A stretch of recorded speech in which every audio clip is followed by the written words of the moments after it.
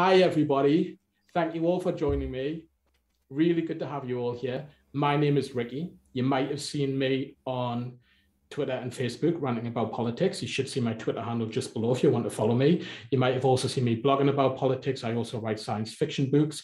I'm joined by 5 amazing guests today. I want you all to introduce yourselves individually. So if we start, I'm just going to go around. If you start with No Justice, would you like to introduce yourself, please? Absolutely, I much appreciate the invite today. Very glad to be here. My name's No Justice. I stream on YouTube and Twitch. I talk about politics. I cover news, both UK and international, mostly in UK evening times, although it's pretty sporadic at the moment as I'm pretty busy with work.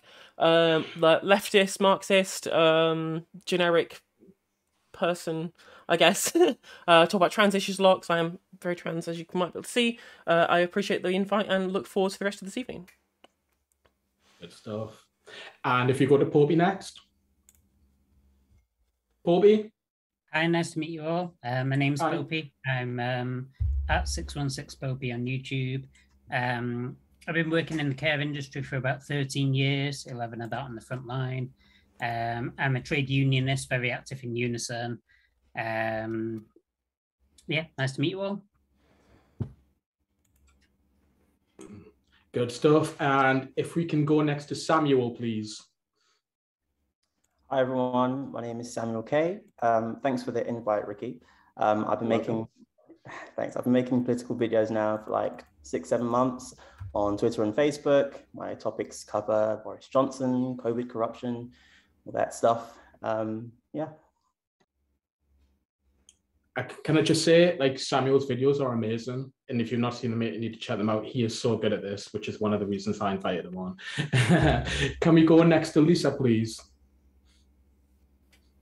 Hi, yeah, thanks very much for having me on, Ricky. My name's Lisa from Wigan, and I'm a co-founder of Safe Ed for All, which is basically a bunch of parents who are concerned about COVID ripping through schools and it fueling the pandemic. So yeah, that's me. I'm really glad to be here. Thank you. And last but certainly not least, Freddie.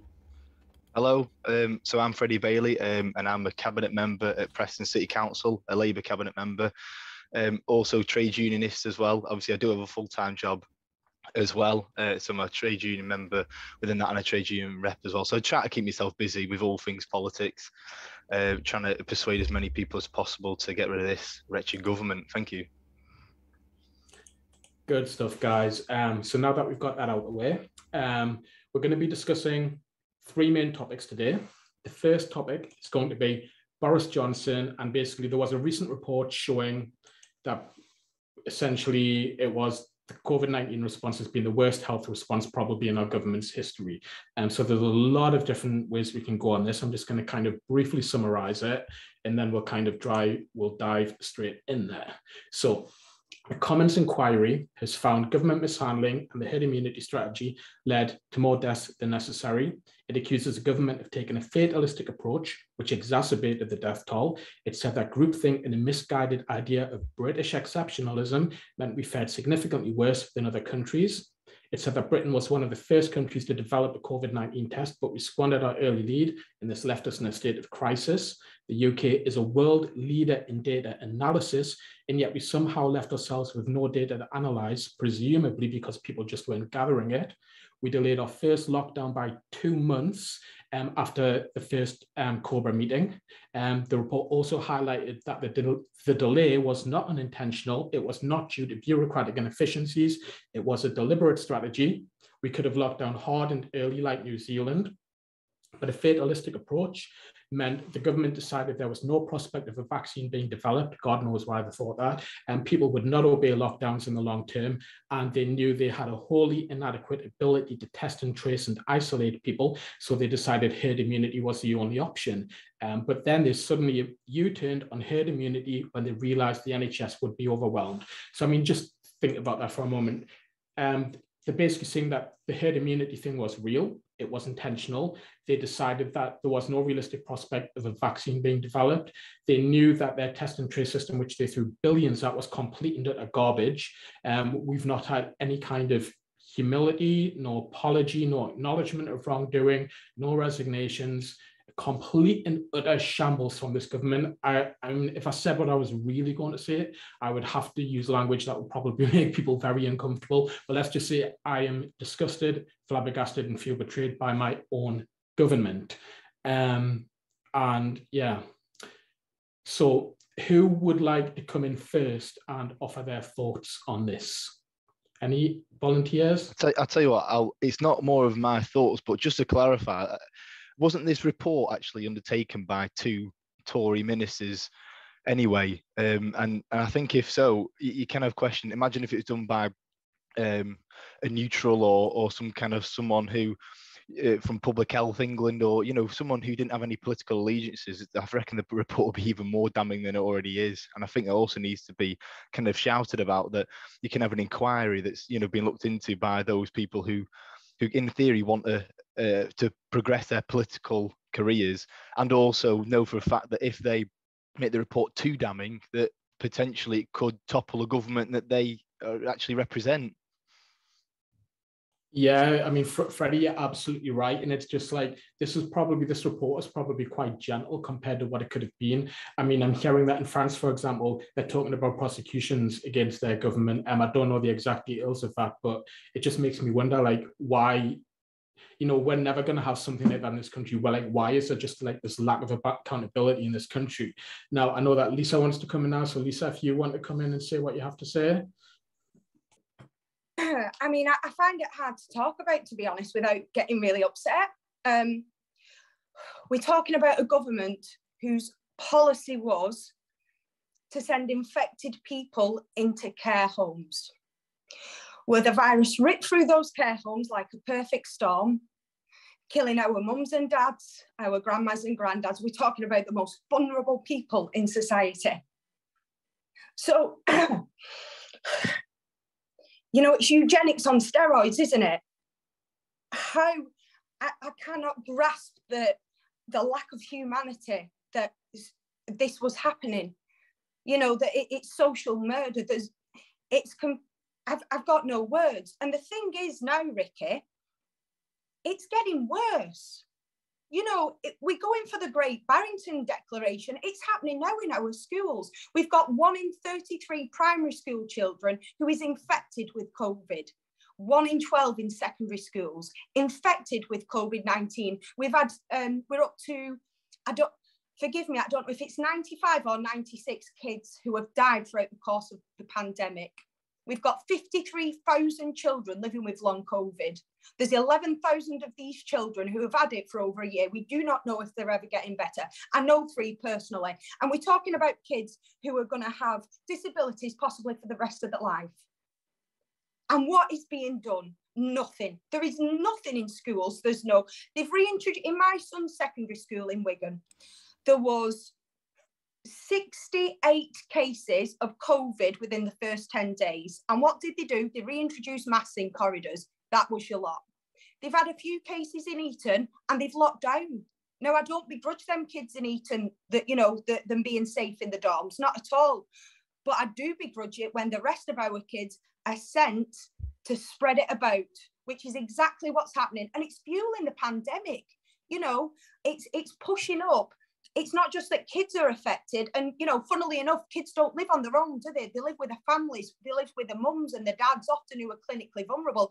I've got a friend, a Muslim friend, who's clinically extremely vulnerable. So she's at risk. And she's just put on our little WhatsApp group that her daughter has brought home COVID. She's done a lateral flow test and there's a dead strong line that she's got COVID.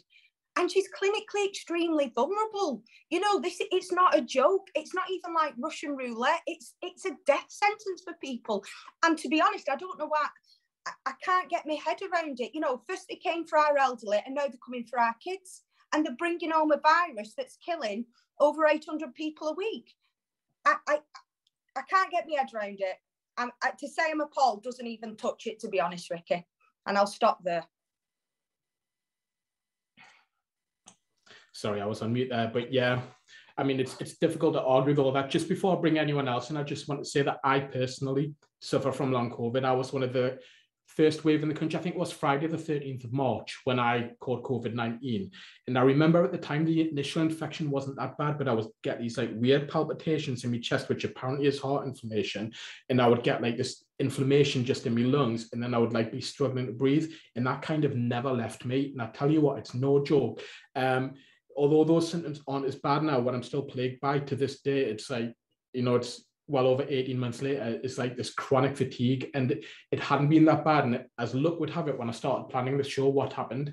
I got really bad with it. And this past few days, I've been like a zombie. Luckily, I'm picked up a bit tonight, but I've been like that. I've been like, oh my God. And I tell you what, they'll say like COVID-19 is okay because it doesn't affect kids or whatever. But I tell you what, long COVID is affecting children. And I'm hearing stories of like kids in schools. The teachers are saying, look, these kids are like zombies. They can't learn. I couldn't be in a classroom learning when I'm like this because you get so fuzzy-headed. You can't concentrate on anything. And this is what they've done. Not you know, they haven't just killed, you know, the elderly and vulnerable and, you know, hundreds of thousands of people. They've also like given this to like entire generations. And, you know, our kids are going to be growing up with this. You know, God knows, is it going to be lifelong? Are we going to grow out of it? I don't know. I don't know if I'm going to get better in 6 months, a year. I don't know if I'm going to be like this for the rest of my life. Luckily, I'm not employed by anybody else. I'm self-employed. I couldn't go into a job and just work every day with this. And, you know, they've done this to these kids. God knows what's going to happen to their education now. And it just makes me incredibly angry because none of this needed to happen. You know, we knew what we needed to do. We could have locked down long and hard early. So one thing I was going to mention is that what the report mentions is that there was no kind of like review of the countries that had done well. We could have been looking at the countries like South Korea, like New Zealand, and we could have been saying why, why is it going well for them and it was going so badly for countries like Italy? Remember, for example, when we were looking at Italy and on mainstream media was mocking them. Remember when people were confined to the high sky rises and, you know, they were singing songs for each other, playing instruments for each other. And our mainstream media was mocking their government and saying how terrible their government was. We had a 3-week lead on that government. And what did we do? We did exactly the same, but if anything, we did it worse. And that for me is completely and utterly unforgivable. I could say a lot more on this, but I've got 3 people desperate to come in now. So I'm going to let Popey come in next. And Popey, if you want to come in now. Thanks, Ricky. Yeah, I think everything you said, Lisa, is really poignant. You've made your point very well, and I completely share your frustration, especially about how this has been taken out on our most vulnerable, our elderly and our children. Working in the care industry, this pandemic hit us first and it hit us hard. The company I work for, thankfully, was very forward thinking. So we put measures in place before the government told us that we needed to, which made a huge difference. So for example, we moved all our staff to working at home where they could a week before the government told us we had to. And even though we locked down like late in March 2020, it was Easter weekend 2020 before we actually had masks available for our staff. And that just wasn't because of supply issues. It was because the government also hadn't mandated that this was a necessary protection for staff, so that PPE was not released. So it'd been held because of pandemic response, and our pandemic response had been severely weakened in the years before by the Tory government. But because masks hadn't been mandated until Easter weekend of 2020, they hadn't been made available to us. And I actually spent my Easter Friday driving around delivering boxes of masks to people's homes, to care homes, to people that needed it the most. And from our perspective, we saw the most devastating elements of COVID-19 hit early in 2020. So the most customers we lost, the most staff that we had off sick, all happened early in 2020. And once that we had these masks in place, we had proper PPE provisions, we had social distancing. And to make the point, up until very late in 2020, us as a care company were entirely responsible for sourcing that PPE. And there was great demand for it. The prices were high. It was very, very difficult to get it delivered in a timely fashion so that you would protect your frontline staff. And even though the COVID cases have like spiked since the end of 2020 and in 2021, us as a care company, we saw all the damage early in 2020.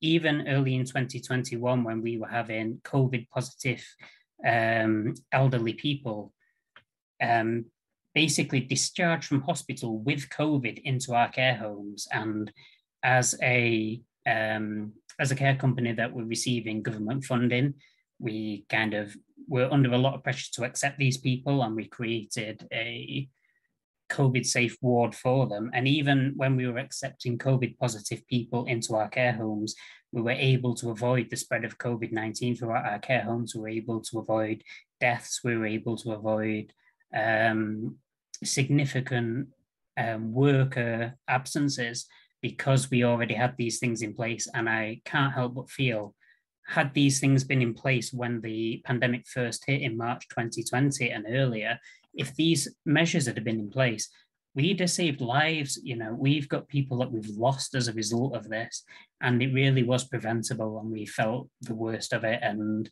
the lack of preparation from the government on their part, the delay in locking down, we felt those consequences directly ourselves. And you can't overstate how much of a difference it would have made had they put these things in weeks earlier. We would have saved lives. We would have saved worker absences. It would have made a massive difference. Yeah, it's been really terrible. I'm going to pass over to somebody else now. There's people waiting.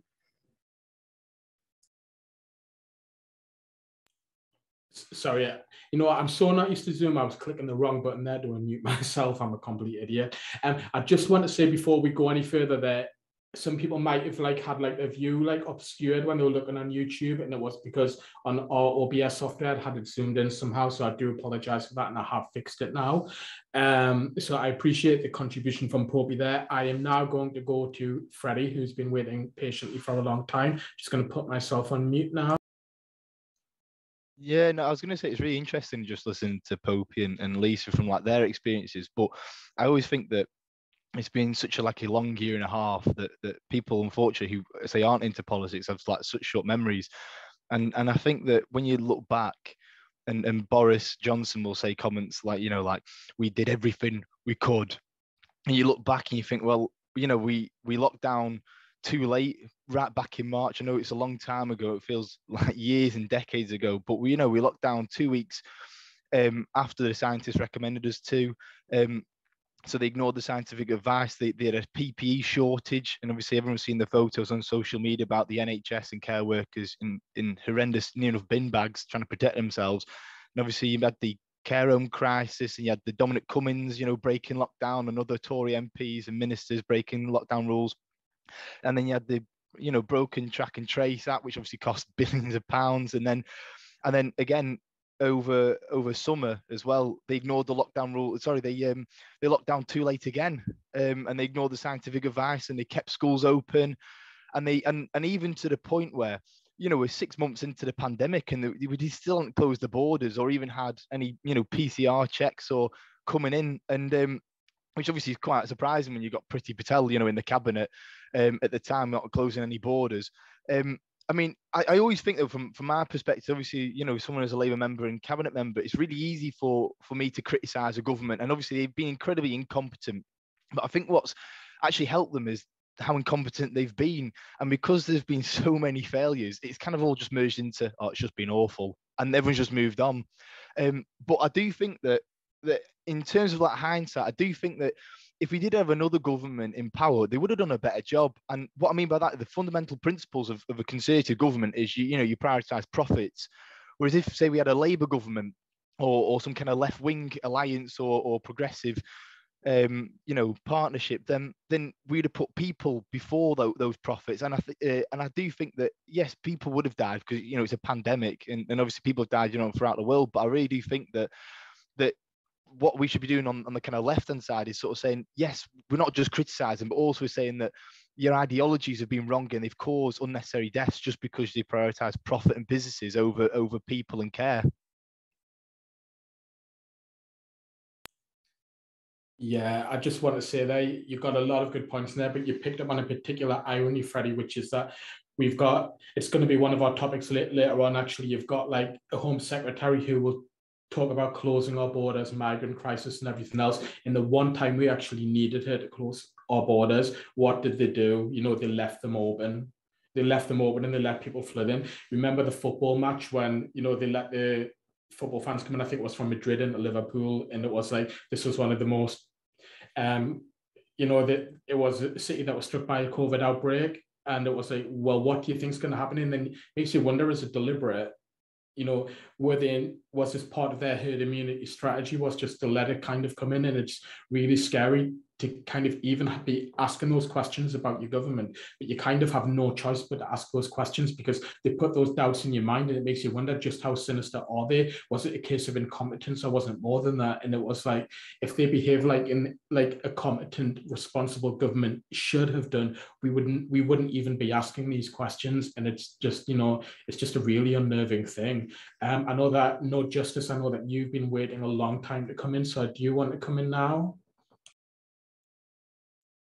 Yeah, by all means. Actually, I think I would actually want to kind of dissent from what Freddie was saying there, which I don't think this is ideological. I actually think it was incredibly cynical electioneering on these part of a government that has kind of lost its way from the kind of dogmatic religious nature in which previous Conservative administrations followed Thatcherite policy and the Thatcherite framework for a very long time. And I think it was what it actually was just a government who has no idea of its own policy platform, who has no idea of what it wants to be other than just the people in power. All they were doing was looking towards the next election and saying, well, we can't be seen to be the authoritarians who are instigating lockdowns. We'll just leave it and it'll be fine because that's what optically is going to be good for us later on. They have no, I don't think they're smart enough or calculating enough to think anything outside of what are we going to be able to get in donations, right? What's going to be best for our donors moving forward so that we can keep pumping the money through? And what's going to win us the next election? Like, do you think a man who says no more fucking lockdowns is someone who's thinking about the overall utility of the things that he's doing? Boris fuck business Johnson, right? I don't really think that they're engaging this on some kind of intellectual level other than, well, what's going to keep us high in the polls? It doesn't matter how many people die. It doesn't matter, how many deaths are caused. If they can, optically put that forward to the public in a way that's going to be beneficial to them come the next election cycle, I genuinely think that's all Boris Johnson has ever cared about. I mean, you look at it, the way in which he kind of spun on a dime with regard to something like Brexit, for example, where he had a very specific thought about the European Union all the way up until it actually came the time to have a referendum on it. And then suddenly he cynically changed his mind on something to create his own brand image. All it is this brand that he's putting off towards the public as the man of the people, quote unquote. Doesn't matter how many of those people die, as long as he's seen as being the man of the people later on, which I think is, again, reckless and cynical, and it is a damning indictment on the level of which political engagement is in Conservative Party at the moment, in which people won't want to criticise him for this. All they want to do is be in his good books and be a cabinet member later on. Like, that's why we saw people defect away from Conservative Party lines on a lot of things, because there are still dogmatically liberal Tories within the party who for once for a very long and storied history of the Conservative Party are disobeying the whip on many things, right? So that was my main thoughts on the way in which these actions have been taken have just been done flagrantly and without any thought or care or any kind of strategy. Yeah, I kind of half agree with that. No justice. I just think it kind of, the two go hand in hand. When they're thinking about the optics thing, I also think, like, you look at countries like South Korea and New Zealand, and their first priority was protect people. But I also think that Britain's first priority was protect capital, and then everything else comes secondary to that. And I think that kind of goes hand in hand with the optics thing. And I think they were just thinking that their conversations, I believe, would have been, how can we get away with this? What can we do optically in order to, just keep enough people on our side? You have like this idiotic thing of, oh, Boris is doing his best. These people who, I'm sorry, there's no polite way of putting it, they're brain dead. They've been lobotomized by the media, and they're like, Boris is doing, it doesn't matter how many people die, you still heard that line from people, and it was soul destroying. And they knew they just had to keep those people on side. It doesn't matter if like 60% of the public were against them, as long as they have their core voter base on their side, they knew that they could get away with doing this. And, you know, they just completely and utterly let down the country, one, to protect capital, and two, to kind of to keep themselves in power. And they knew that the opposition was obviously in disarray and was not polling well, so they knew they could get away with doing this. Whereas if the opposition was kind of doing better,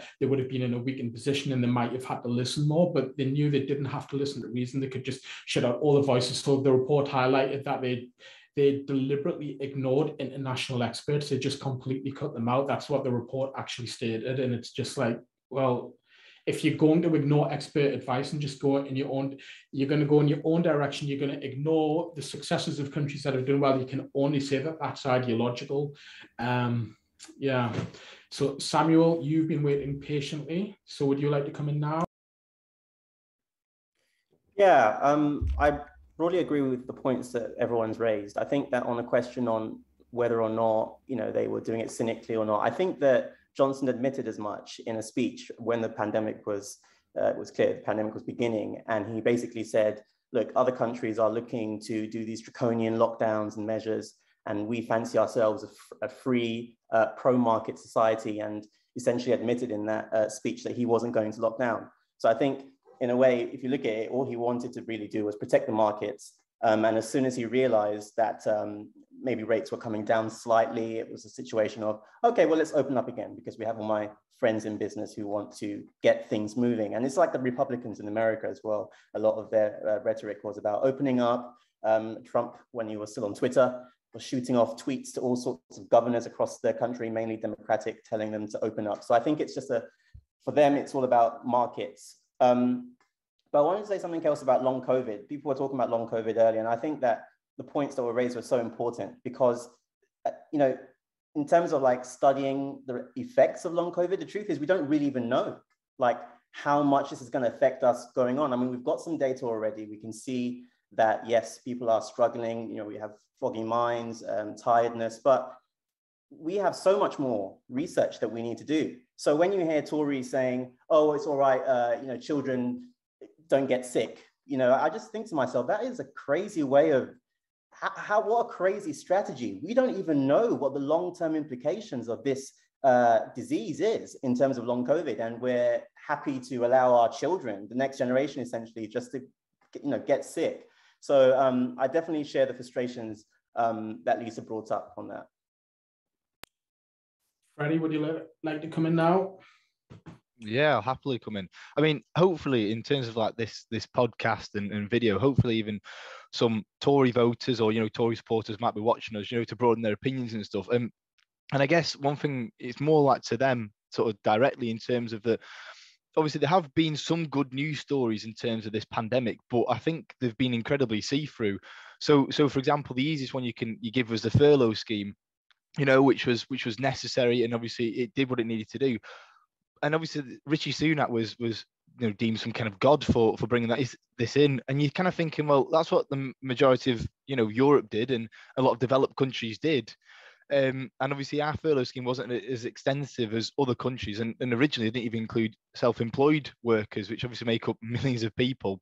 And then and obviously just on that point as well, they even didn't do that correctly in terms of when they had the tiering system. And obviously I can speak as a Prestonian and as a Northerner who've spent the majority of the past year and a half in lockdown.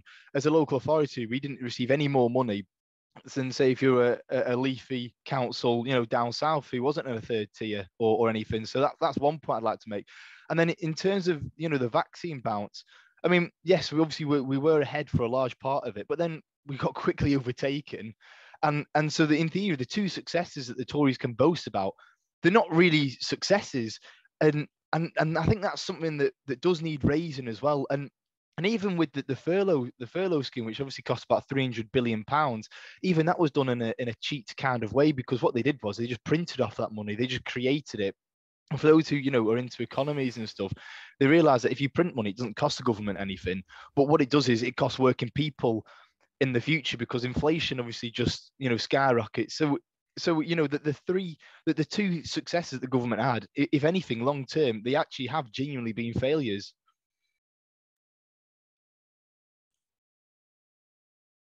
Yes. No Justice, would you like to come in?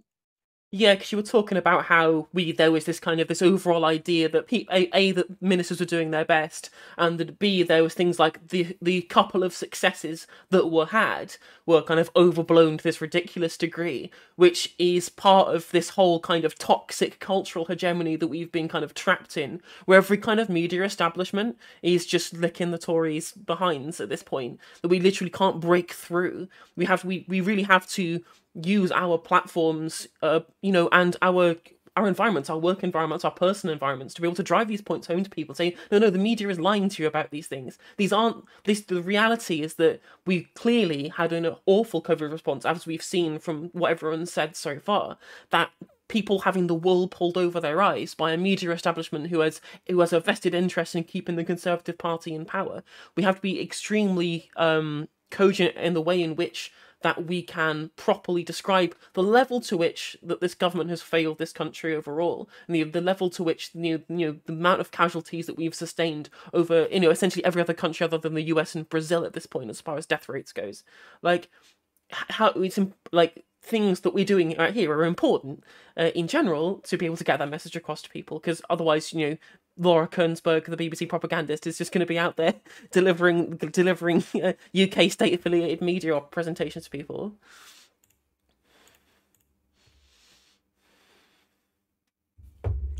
Lisa, do you want to come in? Yeah. I think No Justice just hit the nail on the head. It's not just fighting against the government, it's the media. The BBC is just like the government propaganda arm. There is nothing. Well, we was on about long COVID before, and yes, it does affect children. I know children personally, as I've said, with long COVID. And whenever there is an article at all, or there's anything on the news, for example, I've got a couple of friends down south, and they, like me, are keeping the children off school. One's got skin cancer, and the other one is clinically extremely vulnerable. And the way they are presented, and the way I've been presented by the BBC, is anxious, silly little anxious mum from Wigan, and they always stick it in there that it's very low risk to children. I'm sorry, but 1 in 7 is not a very low risk. 1 in 7 children who are infected with COVID will have debilitating symptoms for 15 weeks later. This isn't something I'm making up off the top of my head. This is the government's own findings. But the lies are perpetuated from the top. Jenny Harris, I mean, you said it before, Ricky, about Madrid, when they all came over from Madrid, and then there was another one at the beginning of the pandemic, Cheltenham. And Jenny Harris said that mass events are fine. Jenny Harris said that we don't need to wear masks because they do more harm than good. Jenny Harris said that a child is more likely to be hit by a bus. Well, I know about 30 kids who have had COVID, and I don't know one who's been hit by a bus. So it's just overwhelming, the gaslighting, the lies that we're facing all the time, which is, full power to your elbow, Ricky, for doing something like this. Trying to break through it is a nightmare. And, it's this thing as well. Children are dying of COVID. Yes, it's less than adults, but, that's normal. Children are not meant to die.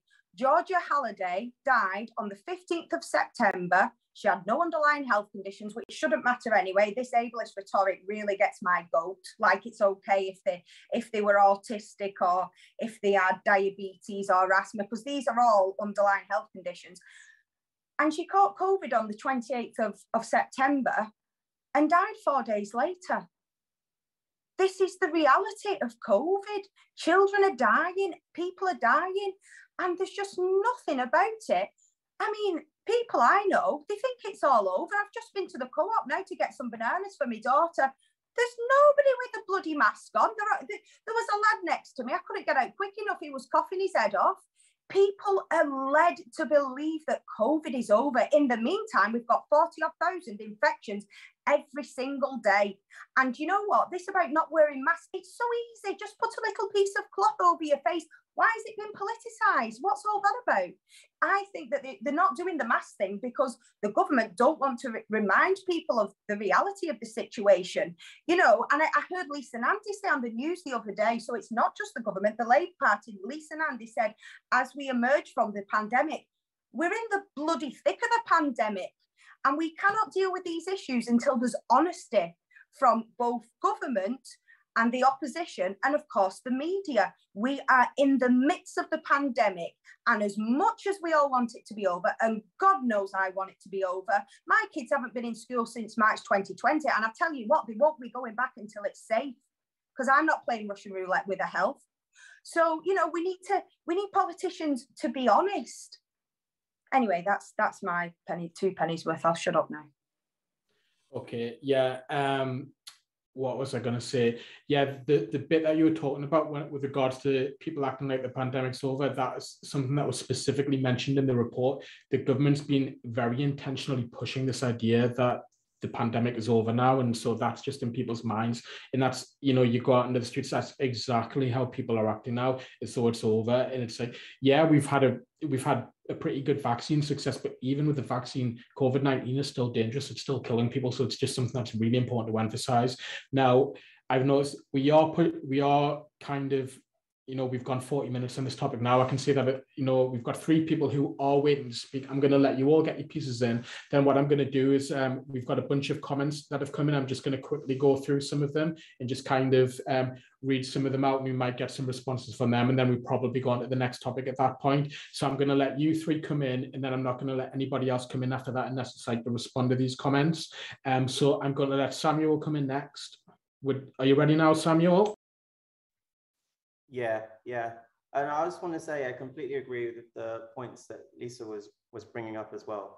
It's just like, I feel like one of the words I would use for the way the pandemic has been like described in the media now is just desensitized. People have just been desensitized to it now. And I think that the thought experiment I run in my head is that if we lived in a sane society, if we lived in a society that, you know, was healthy, in a healthy democracy, what would you expect the media to do?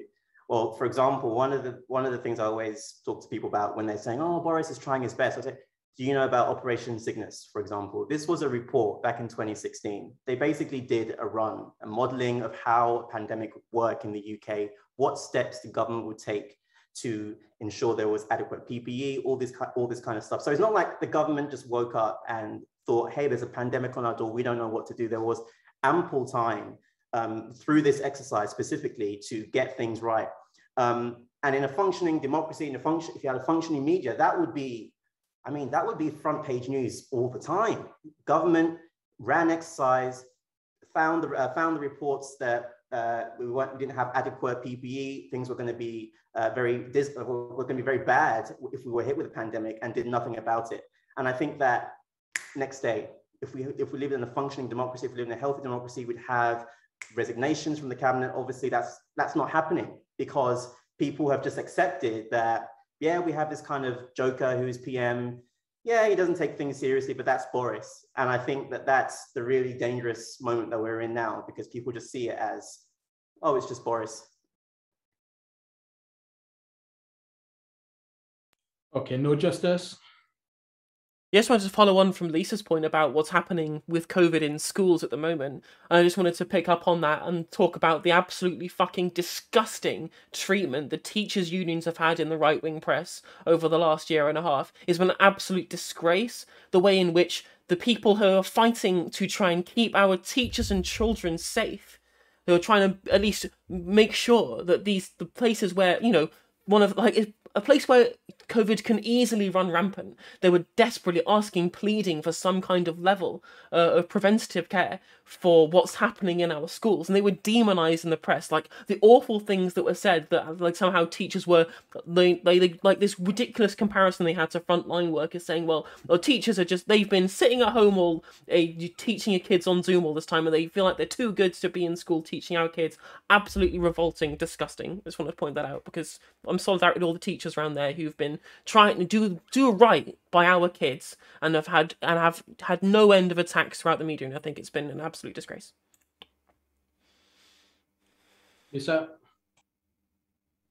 Oh, sorry. No, it's all right. I don't want to speak. Let somebody else speak. But I agree with everything No Justice said. It is disgusting. I am sick of the right-wing shit rags making out that teachers are lazy. It's disgusting. Nothing more to add. Thanks. I was going to say exactly the same thing that you just said there, Lisa. I could not agree more. I'm just going to quickly go through some of the comments that we've got on YouTube because I've not had a chance to look at them yet. I'm just going to see if any of them, you know, if they've got any questions or anything.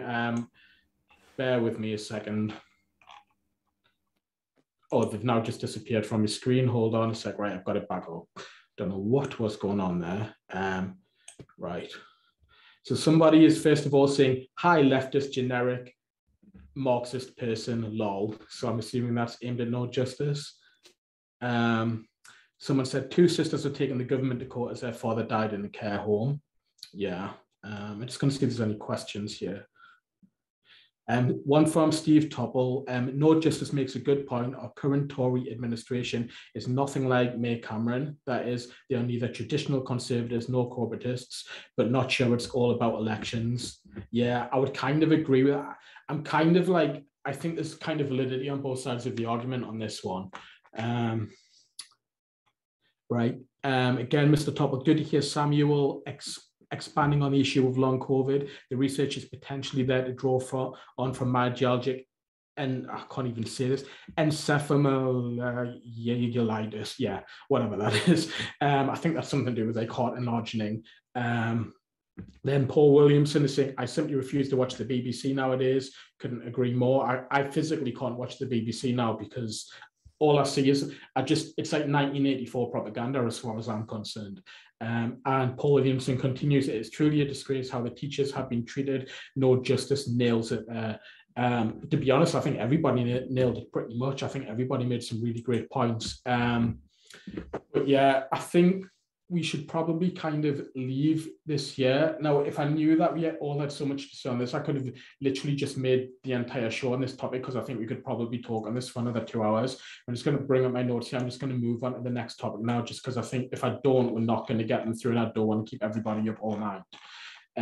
So our next topic was Priti Patel. Well, it was about the migrant crisis. That's my language, not theirs, by the way. I wouldn't describe it as a migrant crisis at all, but that's how the media describes it. Priti Patel apparently wants to give Navy immunity if they kill refugees in the English Channel through the Nationality and Borders Bill. So that's the allegation. So I'm assuming it's true. I can quite easily believe it, but that's what's being reported in the media. So according to this, the Border Force officers would not be prosecuted if refugees drowned when they were turning them back. Under current maritime law, any sailor can be imprisoned for up to 2 years for failing to rescue someone in distress at sea. Francis quite rightly pointed out these tactics are illegal, as have many charities. Britain has said they'll welcome people through safe and legal routes, but those routes simply don't exist.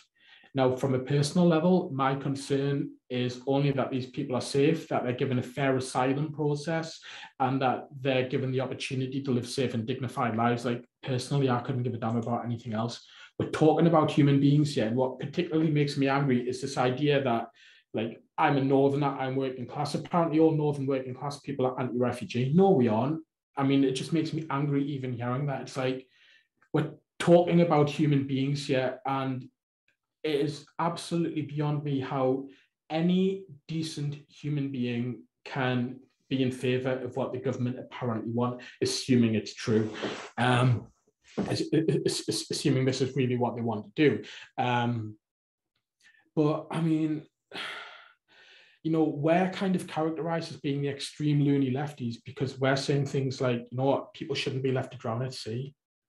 That's just mind-blowing to me, like how powerful the mainstream media is, that they can, people who reportedly are happy for refugees to drown at sea, they're the moderates and we're the extremists. I find it exasperating. I don't know who want, Popey, I can see you want to come in here first, so I'm going to let you come in and I'm going to put myself on mute. Thanks. Yeah, I won't speak long on this topic.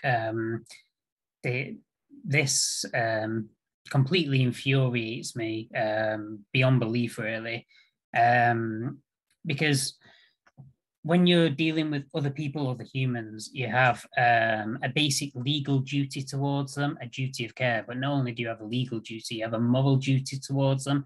If you see another person in distress who needs help, they're in danger, doesn't matter how they got there, not only do you like legally and morally have a responsibility to help them, but all of us within us, like you feel an urge. It's not just something that exists in law. It's not just something that exists in theory. If you see somebody in front of you who's suffering, who needs help, there's this like innate drive to do it. And when you only read about it reported in the media, that drive isn't there. So people find it quite easy to kind of disconnect themselves and just look at it and go, oh, they're coming to our country illegally, or they're doing something they shouldn't be, they're perfectly safe in France, whatever, blah, blah, blah, blah, blah. And then they can use that to try and create this barrier in the mind where they feel okay with taking a basically very inhumane approach to them. But we're talking about people, we're talking about humans. And I think as soon as you put into law, you make it your policy that these people's lives in this particular situation don't matter, which is essentially what Freddie Bailey's saying. She's saying she's going to protect border guards from responsibility if people die, you know, talking about negligence essentially. But realistically, what she's saying is that it doesn't matter what happens to these people in these situations. If they die, they die. It's not our problem. You create this kind of inhumanity for them, you create this otherness. As soon as you introduce that narrative into the public sphere, you're bringing in fascism. This is the exact same mindset that is used to persecute people, to round people up. Like once you've got that into the public sphere, that these people's lives in this particular situation don't matter for political reasons, then they're no longer viewed as human, they're viewed as subhuman, and we all know where that leads. And it really, really bothers me that in the UK in 2021, we've got to this point. Like fascism was supposed to have been defeated last century, and it's rearing its ugly head again. And this is one of the most kind of poignant examples of it happening in our country today, and it completely sickens me, and we all should be rightfully very outraged about it. Yeah, I mean, I agree with everything you said. Like every history book tells us where this ends, you know, when we kind of treat people as being less than human. I think of like Katie Hopkins describing these people as cockroaches. I don't even want to say her name, by the way, but it was relevant to the point. And it's like, the moment you start treating people as less than human, that's when things like gas chambers start. And, you know, it's like when you're prepared to let people drown, it's not very many steps away from that. And it's just, yeah, it's horrifying. I'm going to bring Freddie in now. I mean, a lot of people need to remember that a lot of these refugees, they've come from, you know, the Middle East, which is an area of the world which has been really kind of had a lot of conflict in it because of countries like the UK in the past and America and obviously other countries to name. So in theory, you know, we've created the problem. Well, I mean, also just to point out as well that, you know, none of us are chosen where, you know, we're going to be born. And although on this, you know, podcast and many people from that we're, you know, friends with will talk about injustices within our country. And obviously we want to fight for a better country. And I think the reason why is because we know we can be better and be a better country. But I think also, you know, the refugee crisis just highlight, you know, the massive world inequalities that are, you know, far greater than even the UK's, you know, inequalities. And I just think that obviously we need to remember that we're trying to fight for a better United Kingdom, but at the same time we need to realize that we're very lucky to be born in this country. And the idea that, you know, because someone isn't born, you know, because someone's born over in an area where there's war and there's famine that, you know, has been created by a lot of developed countries, they're going to try a heck of a lot to try and get out of there, to try and, you know, do the best thing they can for their families. And obviously, I think that's what any of us would do. Do you know what I mean? If the UK went through some kind of famine or was in a war zone, we would do anything we can to try and get ourselves better. And obviously, they've seen through social media and also just through televisions, and obviously the world's a smaller place. If they see in the UK that it seems a relatively stable country where, you know, you can find work, you know, you don't expect it to go out your door, you know, without being shot, then they're going to try every means possible to get here. And obviously, I do think that, as Popey just mentioned before, it does kind of dehumanize those people. But at the same time, you know, these are people, and they are just trying to better themselves and try and flee a crisis that we have created. And therefore, if we've created that problem, we need to also find a solution. And obviously, I know you can go back and, you know, that's in the past, but the least we could do is at least try and help some of these refugees to, you know, whether it's asylum in this country or other countries, we need to all come together, you know, as global powers to try and, you know, find some kind of proper long-term solution as well. Yeah, totally agree with that, Freddie. There's one point that you really picked up on, and I just want to kind of go into before I bring in anybody else. You know, capitalism is not just about inequality within a country, it's about inequality among countries. And when you see inequality among countries, that's a direct product of capitalism. It's a direct product of imperialism and how we kind of impose ourselves on the world stage. And when you pretty much any problem on the world stage, whether it's been because we bombed a country recently or not, you find if you dig deep enough that Britain's kind of at the center of it. You know, just our history with our empire and everything else, we've destabilized so many countries around the world. And there's this ridiculous notion of refugees must go to the first safe country that they get to. Well, if you're going to do that, then that means the neighboring country, to whatever country we've decided to bomb or destabilize, is going to take all the refugees, and us who are actually responsible for it, we're not going to take any of them. And this idea that they can only come through safe and legal routes, they're literally, as they know, there are no safe and legal routes. So what they're saying is Britain's not going to take any of these refugees, and if we're bombing Iraq, for example, the countries next door have to take them all, even though they've had nothing to do with it, and we have. And it's just, it's bonkers. It doesn't work. And it's like, what I really want to say is that if you're a refugee, you have a right to choose where you're going to rebuild your life. Maybe you have family in the UK. Maybe you can speak the language. Maybe it's just that you've heard on the TV that we're this bastion of human rights and everything else. You know, we're great at kind of promoting ourselves as being this fantastic, you know, place of freedom and everything else. As soon as people arrive there, what do they find? They find that they're treated like prisoners and they're treated horribly, and it was all a lie. And, you know, this entire message is entirely driven by capitalism. It's driven by the fact that we go around the world, we look at a country, we say, you've got some resources that we would like, you're going to let our companies come in and we're going to dictate the rules to you. And the moment that a country says, hold on a second, if you want to do that, that's fine, but we're going to have some rules as well. What do we say? Okay, we're going to declare you a dictator. We're going to do whatever we can to overthrow you. We might even drop some bombs on you, and we're going to use our mainstream media, because there's always a mainstream media, by the way, that's the first to kind of push this. If you want to know which country kind of we've got our eyes on, look at the mainstream media and look at who they're telling you is a dictator, because they're not telling you about Saudi Arabia, they'll be telling you about Bolivia or something like that. And it's absolutely insane to say that Saudi Arabia is this unacceptable, Bolivia is this unacceptable regime, and Saudi Arabia is completely fine. Anybody who knows anything about human rights knows that that's completely and utterly bollocks, and it's just disingenuous, and they know exactly what they're doing. They're pushing very specific narratives to achieve very specific goals, whether that's militarily strategic or whether that's to do with resources or anything else. They have some goals that they want to accomplish, and they will decide, okay, we want this government out, we're going to do what we can to achieve it, and we destabilize these countries. And then what happens is that these countries end up in a complete and utter mess. And of course, some of those refugees are going to come to our countries. Of course they are, because we've been telling them that we're fantastic. And then they get there, of course they find that that's not the truth. I've gone on a little bit now, so I'm going to let Lisa come in next. You've all spoken so eloquently. I can't add anything really, just to say, you know, it is the thin end of the wedge. It's absolutely terrifying. I cannot comprehend it. And I can't say how sad I am that I'm in a country and they're going to try and push through a law that lets men, women, children, babies drown in the sea. We're in 2021, people. It's just mind-blowing, and it is the thin end of the wedge. And, you know, like you said, gas chambers aren't that far off once we dehumanize people to that extent. Another thing, I'm not really adding anything. I'm just putting, you know, just little things. My dad has got a picture. He's got posters up all over his porch, and one of them says, "We aren't chasing your benefit. We are fleeing your bombs."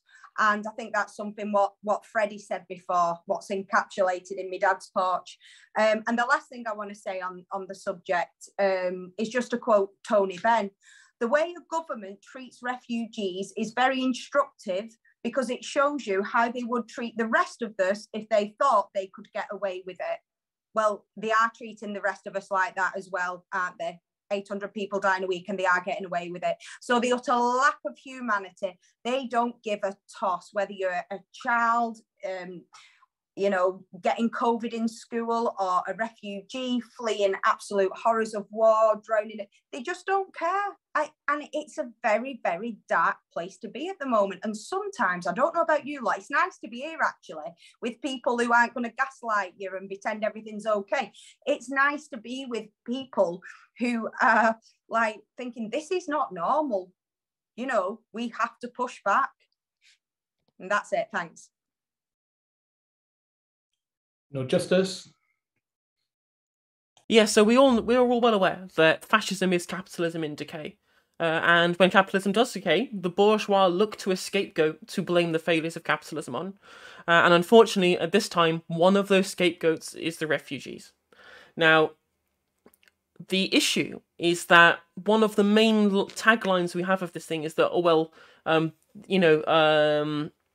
that if we change the way in which we accept refugees, if we disobey international law, if we tighten what is the asylum-seeking process, that somehow this is going to make people less likely to come here.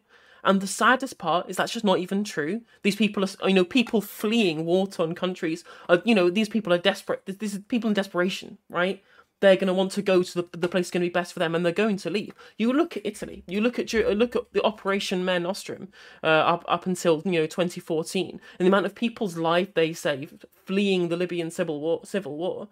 And then as soon as Operation Mare Nostrum was stopped in Italy, thousands of refugees died in the Mediterranean because of the far-right fascist force of Salvini at that time in his kind of ascendancy in Italian politics, pushing towards this anti-refugee sentiment, which changed Operation Mare Nostrum, which was literally there. Italy's government, to their credit, spent millions and millions of euros every week, every year, whatever, going out into the Mediterranean, saving refugees' lives, like a proper compassionate government would do. And then when fascism rears its ugly head, suddenly we're all about protecting borders away from people based on essentially just their nationality or the colour of their skin or their religion or anything like that. Any single type of immutable characteristic that we can use to demonise them, to make them, to other them, so that we can pass over their deaths as if they're nothing. The absolute irony that we're supposed to show huge amounts of reverence for a Tory MP who has tragically lost his life. I'm not saying that it's not tragic, but somehow this is some massive new story, yet, remember that child, the awful photo of the child washed up on a beach in Calais? Like, it's tragic. It's absolutely tragic. And the way in which that, again, media figures completely gloss over this and dehumanises people is utterly revolting. Like, Akala put it very, very well when Casey Hopkins called refugees cockroaches. And he was incredibly correct in saying, well, as soon as you make people subhuman, that's just a mandate for murder at this point. And were these people somehow people who we would see as somehow culturally similar to us? Like that's something that matters when we're talking about people's lives. If somehow that was the way in which we viewed these people, they would not have been called cockroaches in an extremely public setting by an incredibly prominent public figure.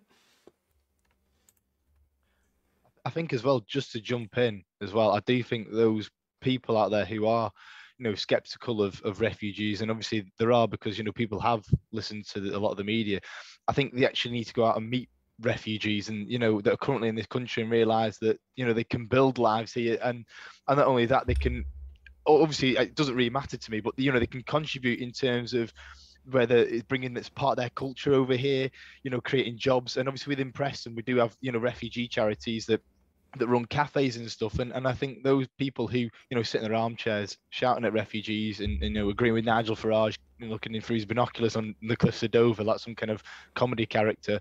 You know, if people met refugees, then I genuinely think they'd actually put a bit of, you know, a name to a face and have that bit of humanity and realize, actually, my views are a little bit backwards.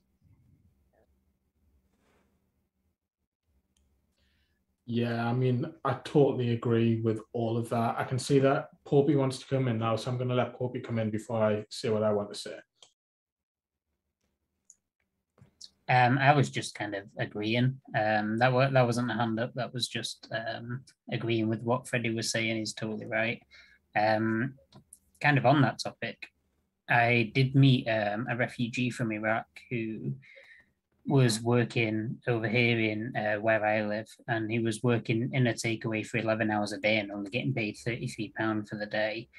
And he was there and grateful for the work, and it shows how when people go through this, you know, if they get past all the kind of obstacles in the way and they manage to land here, that they're actually not even being given the basic rights that are guaranteed by law, and they're being given illegal wages, they're working long hours, they're working really hard just to survive.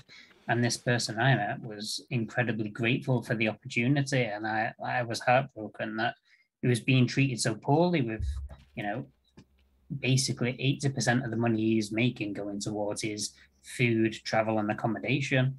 We really need a massive overhaul of our immigration laws in this country and the way that we treat asylum seekers, because it's completely disgusting.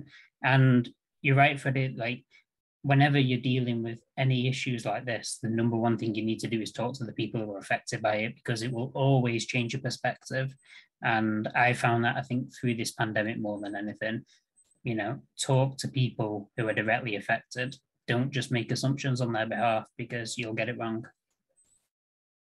Yeah, I mean, you made a bunch of great points there, Popey, but one thing I just really want to emphasize is, like, every single refugee is an individual. You can't kind of talk about refugees as though they're a collective. And it's like, well, yeah, things, ridiculous things like, and they just want to come here to claim our benefits. Like, what, every single one of them? Like, every single one of them has a unique story to tell. And like, if you've met with refugees and you speak to some of their stories, like, I remember what one of my friends, like, he was working in a kitchen with a refugee who'd fled a war zone, and he said, like, when he was talking about it, he said he was kind of unflinching, but you could kind of see this thing in his eyes where he was just completely scarred by his experiences. And it's like, what, you want to send a person like that back to the war zone that they've just fled?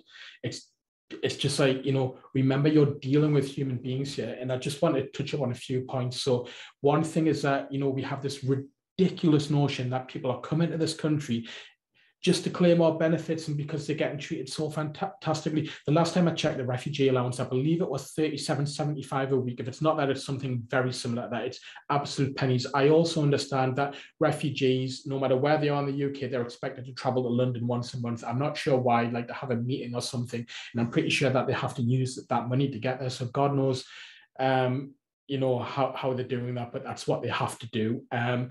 I also understand that Britain takes about half the number of refugees as France, a tiny fraction of the number of refugees of many countries in the Middle East. You look at countries like Turkey, taking millions. The idea that Britain that is full is completely absurd, because, you know, you look at our population density, it's not that high. Another thing I would want to say to right wing is, if you're arguing that there is kind of a limit on population size in terms of the economic performance of a country, you're actually making a great argument for the United Kingdom to be splitting up, because, you know, Scotland have been arguing for years that, you know, having a smaller population, being a smaller country, would actually do them good. So they kind of want it both ways on this. They will tell Scotland kind of, you can't go independent because you'll be weaker having a smaller population. Then on the other hand, they're kind of saying our population can't be too big because that will put too much of a strain on our resources. And they don't kind of see the contradiction there. They just kind of want it both ways. It's just kind of saying words in order to further their argument, rather than thinking anything through to its logical conclusion. But like, I think it was Freddie who was saying earlier, it's like, don't destabilize countries if you don't want refugees. It's like, we're at the center of destabilizing everything, and, you know, we don't even want to take our fair share. So that's basically where we're at. But there's one thing I just wanted to mention, which I thought was quite amusing, is that French politicians in this, they've been describing Priti Patel as a clown. Like, I'm not necessarily in favor of name calling, but it's like, it's kind of fair enough because her positions are kind of so farcical, and the same would apply not just to Priti Patel, by the way, but the entire Tory government. But I just wanted to say in this, I think this is the most important point I want to make, is people don't undertake these journeys on a whim. I mean, just think about this. What would it take for you to leave your homeland now? What would it take for you to pack up, travel halfway across the world, undertake a really dangerous journey? You would not do this on a whim. And you certainly would not do this to go to another country and claim its benefits. It's just completely ridiculous when you think about it like that. And yes, they don't necessarily fully understand what they're getting themselves into, but they do understand that they're taking a difficult, arduous journey. They do understand that it's full of unknowns. You don't do that kind of thing on a whim. You do that if you're in a very difficult position. They're often exploited people who are exploited by people traffickers who are just, told what to do, where to go, everything else, and they're kind of just going along for the ride. How many of them die on the way, for example, in the backs of lorries that overheat and everything else? They didn't know what they were getting themselves into. So this idea that they're kind of all just swarming on us for economic reasons, well, actually, you're making a great argument against capitalism there, because what you're saying is we've got this entirely broken world economic system that we've built, in which people are so unbelievably desperate to get away from the circumstances that we very deliberately left them in. By the way, it's no unfortunate accident that these countries are in these situations. These are countries that we're going to, and we're helping ourselves to their resources. So it's no accident that they are the way they are, and we're letting them be in these kind of dire circumstances. And then when a handful of them, it's only a small percentage, desperately flee their country to come here in order to build better lives, we treat them absolutely horribly. And I just wanted to point out as well that under I think it's a 1954 Refugee Convention, if I'm right, there is essentially no illegal way for a refugee to enter your country and claim asylum. So this idea of illegal migrants, it needs to stop. There is no such thing as an illegal migrant. There's no illegal way for a migrant to come here, crossing in a dinghy or whatever else, leaving the first safe country that you arrived in and then coming to another country. None of that's illegal, and any immigration lawyer will tell you that. And the final point I want to make is, personally, I could not give less of a crap how high the numbers are. We're talking about human beings. When you're telling me 1,600 people crossed the channel in a dinghy in the last few days, my only question is, are all of them safe? That's literally it. I don't give a crap about anything else. Are all of them safe? And then once we've got that question out of the way, fair enough, we process their asylum claims, we find out whether they're legitimate. If they're genuinely not legitimate and they genuinely can't say if you return home, then I've got no problem with returning them home. But give them a fair hearing. You can't decide in advance whether somebody is a legitimate refugee or not. The idea of doing that is a complete and utter nonsense. And that's what this government is essentially doing. They're saying, we've decided before we've even spoken to you, before we know what your circumstances are, that you're not a legitimate refugee. And by the way, half of them are children. We're also deciding that they're not children before we've even verified that in any way. And I just think the entire way that it's driven by the mainstream media, it's driven by the Murdoch empire, we're dehumanizing human beings. And we have to admit, every single question that we ask, every single thing that we do, the first thing that we need to say to ourselves every single time is, we are dealing with human beings before anything else. And it's just something that we forget every single time. And the moment that you do that, you're letting people be dehumanized. And like we said, multiple times now, that's a slippery slope and we know where it leads. I'm going to bring No Justice in now. Yeah, so the corollary I see here in general is the way in which these same people deal with the homeless and the way they treat the homeless. In that there is this pervasive nonsense that goes through conservative ideology of the just world fallacy, that they think that if someone's in a position, they've done something to deserve to be in that position. And it is this very easy way of being able to assumptively dehumanize somebody before even getting to understand their situation. So it's just kind of this, as I said, very pervasive throughout, just in general, the way in which conservatives think, because they just want to be able to put it at the back of their minds. They don't want to have to disturb their peaceful, idyllic, suburban middle-class existence with some kind of back of the mind an idea that maybe everything isn't rosy for everybody in this world. And the way they do it is they compartmentalize by saying, well, if something's not rosy for somebody, then they just deserve it for some kind of inherent moral failing that they've gone through. And I utterly despise this point of view, because and it's everywhere, and there's so many different facets to our society in which we just try and put it to the back of our heads without thinking about, you know, the actual physical human cost of how this happens. And we see it in governmental policy all the time, in that we don't even think about a lot of people don't even think about the genuine human cost of governmental policy. Like somehow, you know, IDS getting a track with a traffic cone is political violence, but deliberate governmental policies that sends people to early graves, that's somehow not political violence. Like, we need to be treating these people for what they are, which is cold-blooded murderers half the time, in the way in which they structure the policy that they put forward, which essentially leads to the deaths of people consequentially.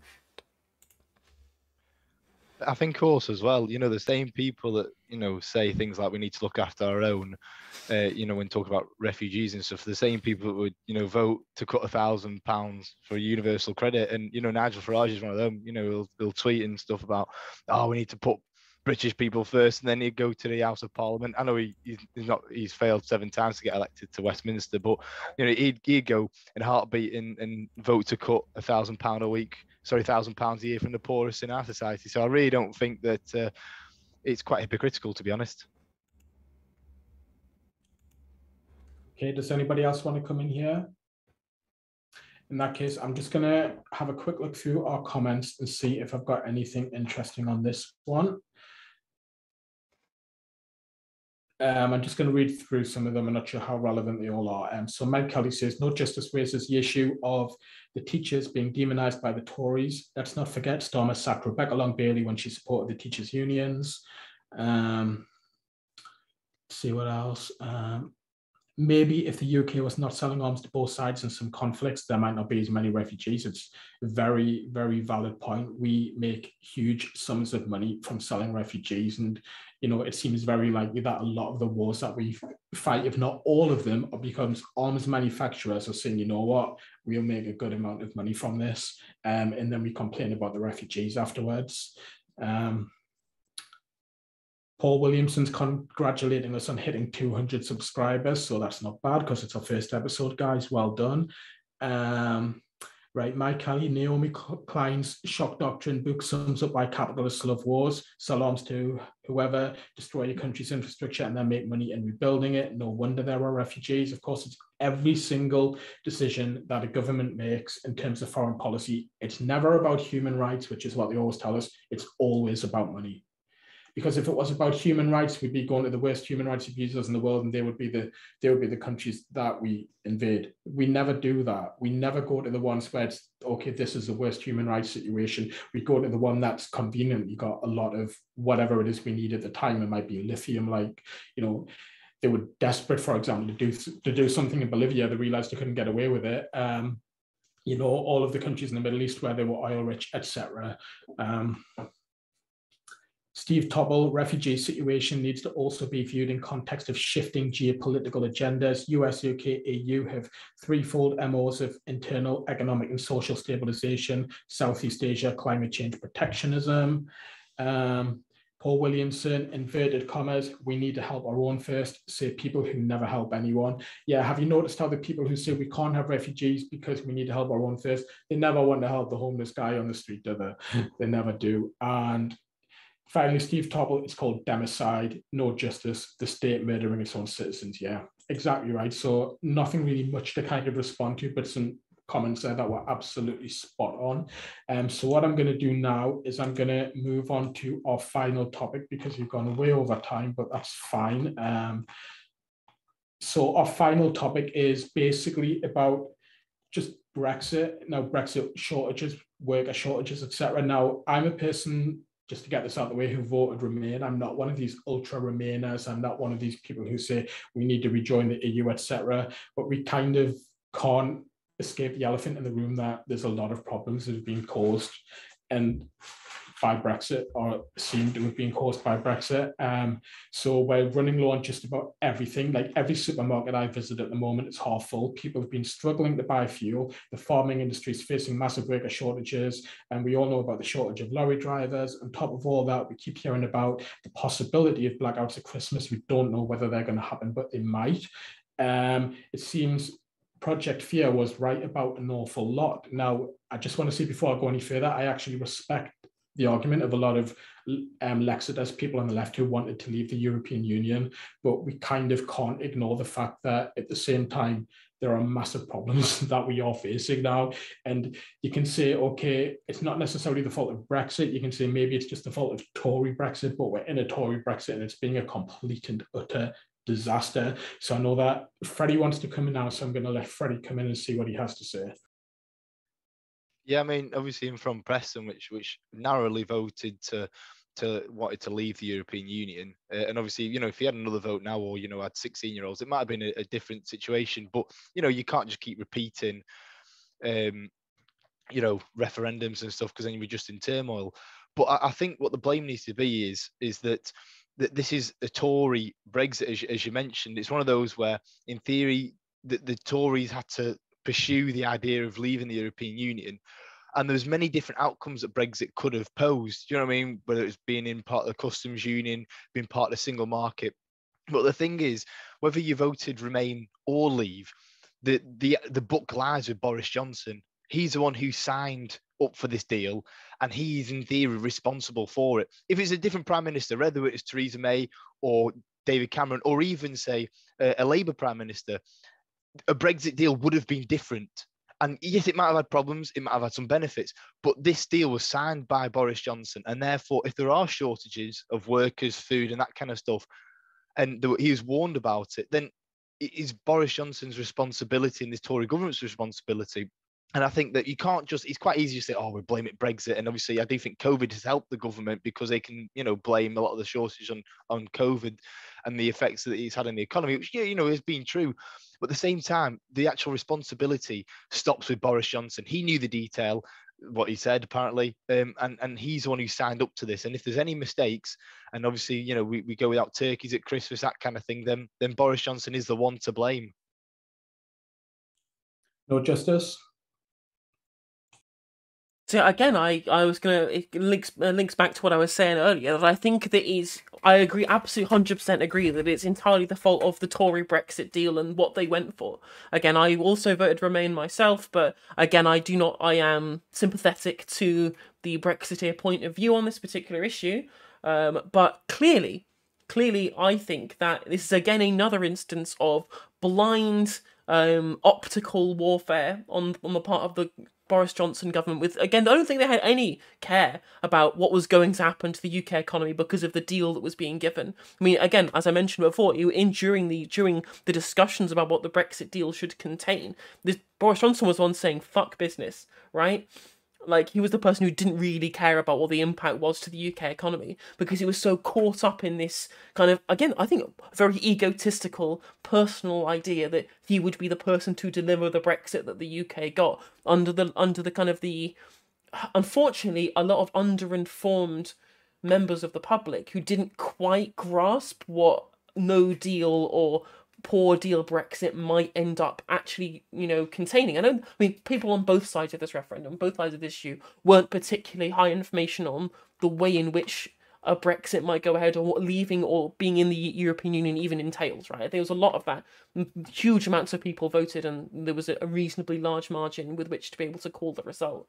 But I believe, again, that Boris Johnson had no intention of even caring about what the outcomes of it would be, as long as he was seen to be the person to get Brexit done, quote unquote, which was why we are seeing the catastrophic failure to our economy as a result of poor planning and poor implementation by Boris Johnson and his deal and his government. Yeah, I mean, there's lots of things you touched upon there, but I just think the point that you made about Boris Johnson, I just think he had one line, get Brexit done, and that was literally it. And he had no understanding about any of the consequences of anything, or he didn't care. He just wanted to kind of cut himself off, and then it was just like, okay, I got Brexit done, or anything else. I'm hearing reports now that apparently behind the scenes he's regretting it now that reality is hitting home. So some of the things I've been reading on in terms of like the shortages that we're facing. So apparently there's a shortage of new cars. You could argue this is a good thing due to the climate crisis, but that's what we have. We've also got a shortage of children's toys, turkeys, Christmas trees, chocolate, milk, fruit, meat, DIY home and home furnishings, cement, plasterboard, insulation, timber, and a ton of other things. I'm hearing that things like building work are costing 25% more. We're hearing that food's going to cost us more. We were told that Brexit was going to bring prices down. It's caused everything to rise. Some of the problems do genuinely seem to have been caused by the pandemic, but also a lot of these problems were caused unquestionably by Brexit. And it's kind of, we're going through one crisis, which, yes, that wasn't our fault, but then we've created another crisis entirely of our own making through a complete and utter lack of preparation. And now we're dealing with two disasters at the same time because of that. There's one point that I really wanted to make, and it's like, I'm going to sound a little smug saying that, or a little classist, but that's not my point, but it is an important thing to kind of point out. And it's that a lot of the middle class people who voted Remain, and I say this as a person who voted Remain myself, a lot of them kind of live in this very privileged bubble. And the reason they're reacting so strongly to it now is actually because they're getting a taste of what it's like to be working class. So, for example, they're going into supermarkets, they can't just buy everything that they want. They're going to buy fuel, they can't just buy what they want. For working class people, that's actually just normal life. And they're demanding this kind of solidarity from us to reverse Brexit. For decades, we in the working class, we haven't had that solidarity back from many of them. Now, obviously, I'm not talking about middle class people on the left who are, very clearly on our side, but there is a huge chunk of them that they're so outraged by Brexit and they're horrified because they're getting a taste of the reality that we face every day. And it's like, if you want our solidarity now, that's absolutely fine. But whatever we go back to, it can't be, for example, 10 years ago, Britain under David Cameron. We're not going back to that. That's completely unacceptable to any working class person. And you've got a little taste of that now. Whatever we build in the future, if you want us to stand alongside you, it's got to be something better than we had before. It's got to be something where we're saying nobody gets left behind. These are people who sneered at things like universal fiber broadband. We've seen how important that was in the pandemic. You know what I mean? Things like eliminating homelessness, making food a human right. They sneered at all of these ideas, but now suddenly they're facing food shortages themselves and they're absolutely horrified at that idea. Well, guess what? You're quite happy to let us face food shortages. This is why Brexit happened. This is what they don't understand when they're saying all these Northerners who voted for Brexit are thick and everything else. They voted for Brexit because you've chosen to leave them behind for the past 40 odd years. And now what you've chosen to inflict on them, you're getting a taste of it. So it's like, I'm saying all this as a person who voted Remain and as a person who's quite horrified of the consequences of Brexit. But at the end of the day, this is a reality that we've lived for a very long time. If you think it's unacceptable for you to live that, you've got to think it's unacceptable for us to live it too. We're normal people. Like when we had to buy our daughters, our kids' PE kits, we couldn't buy any shopping for a few days for that. That's the kind of thing that working class families are facing. And, these people now, they're horrified because they can't buy the fruit and veg that they want. Yeah. Well, imagine you don't have the money, so that's why you can't buy it. And, we're the sixth richest nation on earth. There is no need for people to be facing these choices of, do I buy kids' PA kids this week or do I buy some food? And whatever we build next, it has to be something better than what came before. And that's why there's so many people on the left that were in favor of Brexit, because they were so unhappy with the status quo. The status quo is completely and utterly unacceptable. So yeah, that's what I've got to say on it. Is there anybody else wanting to come in on this one?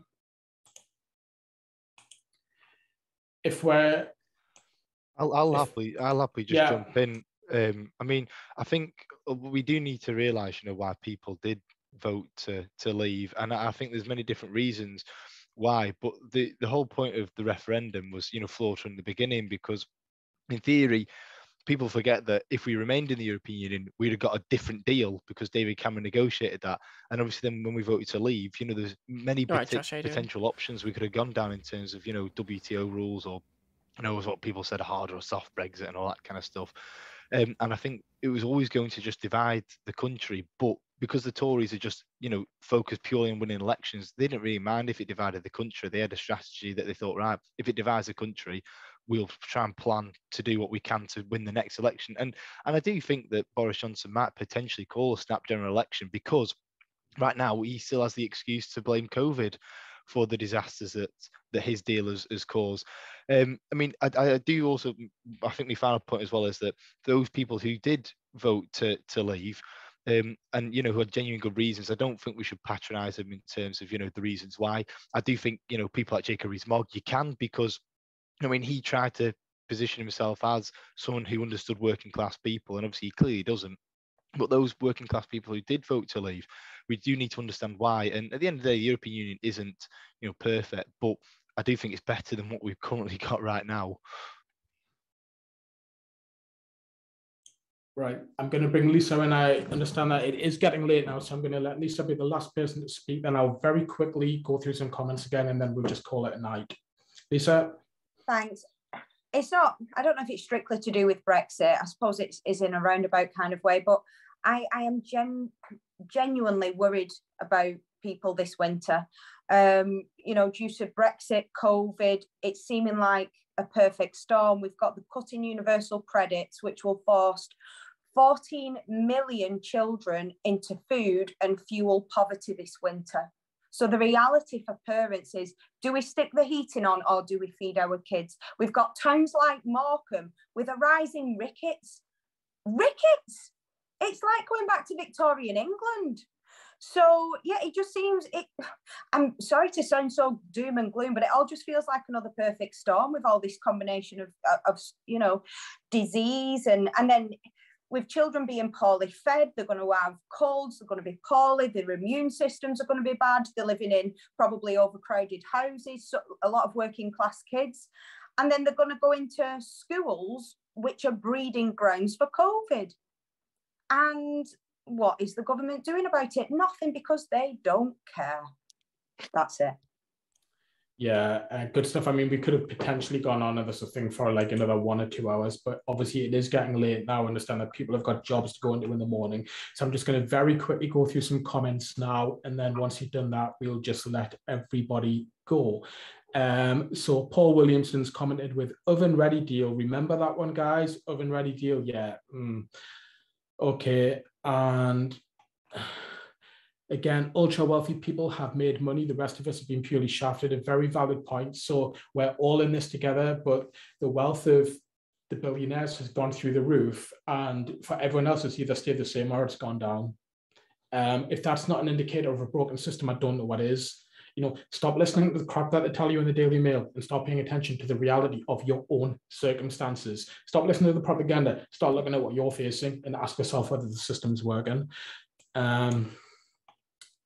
Mike Kelly, the best part for me were the expats who voted for Brexit were so shocked they had to leave Spain. They actually thought no freedom of movement would not affect them. Steve Topple, Johnson's Brexit chaos includes elements of Tory long-termism, thinking decades in advance and not worrying about the immediacy, but also his and others' British exceptionalism, like the UK is still an empire. Yeah, this idea of British exceptionalism just really gets on my nerves. The idea of everything had to be world beating, and yet we were pretty much the worst in the world on everything. Paul Williamson, I agree that a lot of people voted leave because they were sick of the status quo. The new status quo is bloody worse. So yeah, that's basically the point that I was making, Paul, by the way, was people voted because they were sick of the status quo. That doesn't mean that I actually agree with their voting decision, just that I understand why they made the decision that they made. I think we kind of shot ourselves in the foot as a nation, but people kind of did it because they weren't getting listened to, and they saw no other way of shaking up the system. They saw both main parties wanted to remain in the EU as far as they were concerned, and they were basically saying screw you to the establishment. And one thing that really gets me is that Jeremy Corbyn in 2017 had the anti-establishment thing going. That's why he came so close. As soon as he lost the anti-establishment thing with the People's Vote policy, that's when it fell apart for Labour. And I think everybody in the Labour Party, regardless of what side they're on in all these factional wars, I think they all know that to be true if they're honest with themselves. But I think I'm just going to leave it there. I just want to say thank you very much for everybody who participated tonight. I really appreciate everybody's contribution. To anybody who is watching, this is kind of a thing where I want ordinary people to participate. So you are welcome to approach me and ask to kind of be a panelist on the show. It's not going to be a kind of exclusive thing. If we do it next week, I might be doing it with a panel of 8. I don't know. I haven't decided yet, but I will definitely be getting some more people on. With regards to the guests I've had on tonight, I would be absolutely delighted to have you all back on again at some point in the future, because you've all been absolutely fantastic. You made it so easy for me. You've got no idea how tense I was at the start of this. and it's actually been a really easy process. So thank you very much for that. And that's it. If you want to go now, you are free to go. So thank you very much, guys. Much appreciated. Thanks for the invite. Yeah, thanks for having us. Thank I'd love you. to meet all you Bye-bye. folks. Bye. You take care of yourselves. Bye. Bye. Solidarity.